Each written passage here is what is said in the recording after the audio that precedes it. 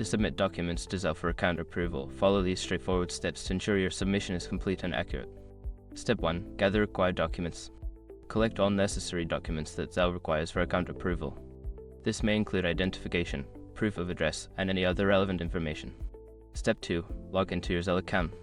Access your Zelle account through the app or website. Ensure you are using the correct login credentials to avoid any issues. Step 3. Navigate to Document Submission. Find the section for document submission within your account settings. This is typically located under Account Verification or Security settings. Step 4. Upload your documents. Follow the prompts to upload the documents you gathered in Step 1. Make sure each file is clear and legible and that you are uploading the correct documents as specified. Step 5. Confirm submission. After uploading, review your submissions to ensure everything is correct. Confirm the submission and check for any confirmation messages or emails indicating that your documents have been received. Once you have completed these steps, you should receive updates regarding your account approval status. Make sure to check your email or Zelle notifications for any further instructions.